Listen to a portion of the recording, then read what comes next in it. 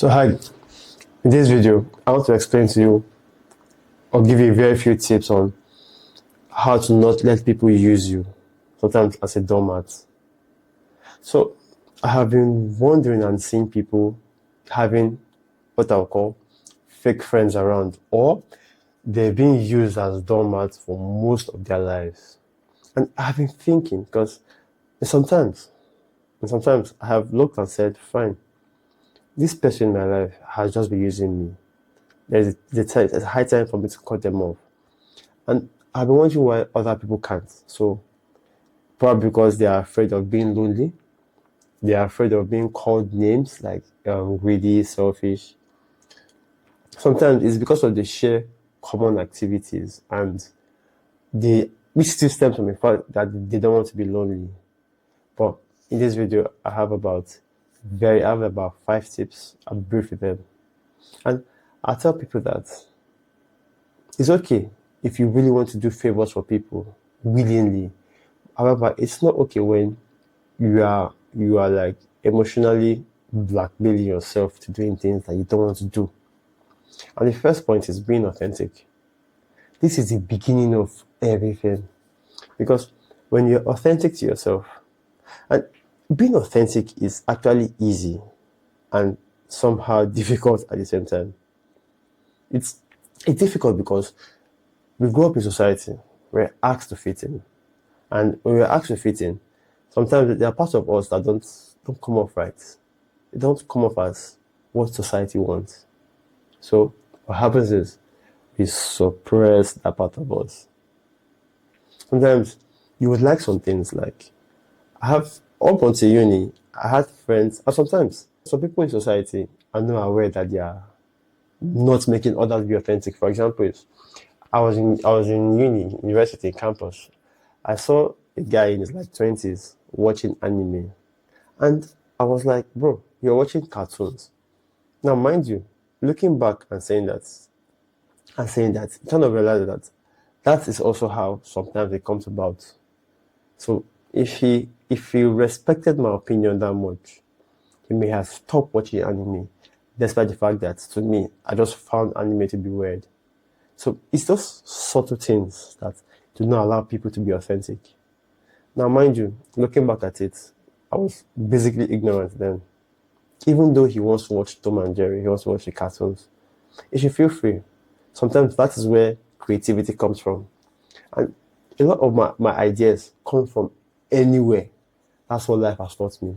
That's the idea of creativity. Now, if you're living authentically, it will be easier for you to do the next point, which is learn to say no. When you're authentic, it's easier to know what you want to do. Maybe you can have vision goals and everything. And when you know what to do, naturally, automatically, some things that you don't want to do will automatically fall out because of that goal or vision or the kind of life you've chosen to live. For example, if you are chosen to live like a very, very maybe healthy lifestyle, or maybe you choose not to smoke because it was an intention to me not to smoke or not to do drugs. And it's simple. It will be easier to tell people no. No to events you don't want to go for. No to favors you don't want to give. No to friends you don't want to keep. And like I said, a lot of people are afraid to say no because they are afraid of being alone. They don't want to be called names. And the issue is they don't want to be gaslighted. And I say this a lot in all sorts of relationships. Now, if you want to learn how to say no, after you're being authentic, you want to say no, it's something you're going to have to practice. And which leads me to the third point called the willpower. Because the willpower is something that you build over time. It's not what you just have overnight. It has to come up to you slowly and progressively. And I have made a video on how to improve your willpower. But we can start with doing things. First of all, mind you, being used is more of a mental and emotional game. But a few tips on building your willpower is to build your physical willpower, go to the gym. To build your mental and emotional willpower, do the things you say you will do. Also, this helps to build discipline in almost all areas of your life if you become conscious about it. The fourth point is become self-sufficient. It's more like, when I say self-sufficient, I feel it should be more like self-reliant. You feel your presence. You don't need anybody. You don't need anything.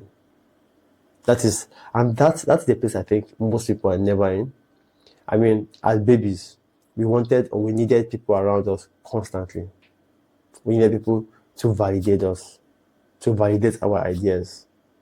Like I said, the moment you choose to be very, very authentic, to not live by that state of what will my dad say, what will my brother say. If you can do that, then that is actually another step to becoming self-sufficient. Because you know that if you live authentically with yourself, that person can naturally fade off. You will not need that person. You will not need their validation. You will not need to prove a point with them. And that's the point I think a lot of people never ever get to in this life. So that being said, it's simple. You should learn to sometimes seek solitude. Learn to do some events by yourself. Go alone.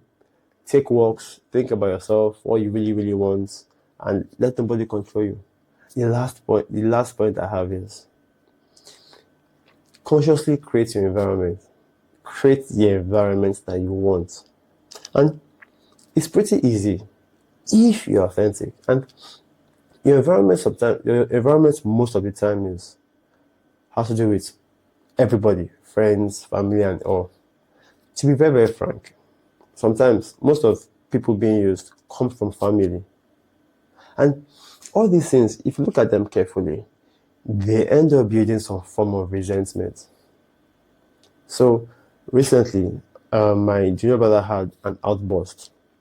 And in the outburst, I would say he basically took it upon, he basically had stories for everybody and why he was resentful towards everybody. Yeah. Which kind of like had to rethink a lot of things. Know which was my fault and which wasn't my fault. So an idea of not allowing people to use you, at the same time, try not to use other people. Because I'm a firm believer of you give what you receive. Yeah. You give what you receive.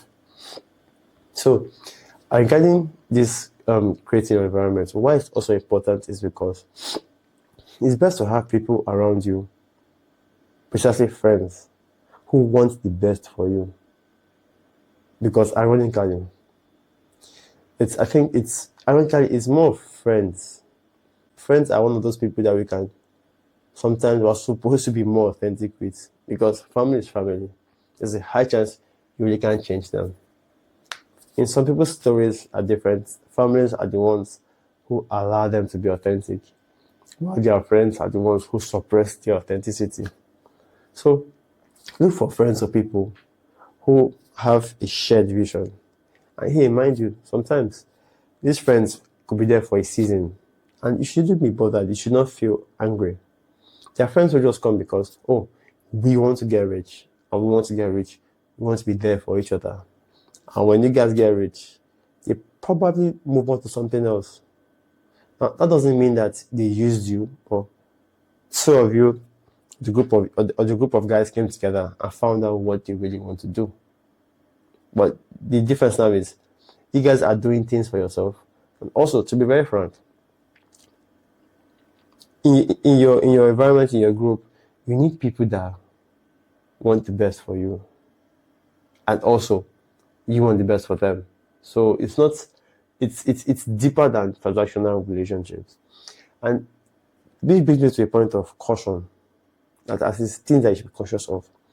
One of the things you should be cautious of is, in the past, if you feel you have been used and you're tired of being used, there's a high chance that you probably have some form of resentment built in over the years.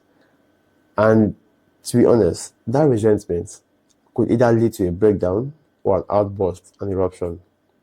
For a breakdown, that's stress, that's illness. But now, When you discover that you don't want to be used anymore, you might swing to the direct opposite, where you either begin to use people or you just become outright selfish. To be very honest, I don't think being selfish is a problem, provided that in a case where you know that when you get the things you want to get, a lot of people would benefit from that your objective. But the caution here is, do not swing to the other side, where you go from being a doormat to being a dog. Well, I don't know what to say, but basically, you get the point. The other point is, when you're creating your friends, you shouldn't make it transactional. So it's I think that's basically it. Thank you very much. Kindly share my video with somebody who you know is going to benefit from it. 1, 2, somebody who you know would enjoy this movement of becoming full stack men, Renaissance men who want to like step up their game, men who know that society is broken and it's the men that will fix it.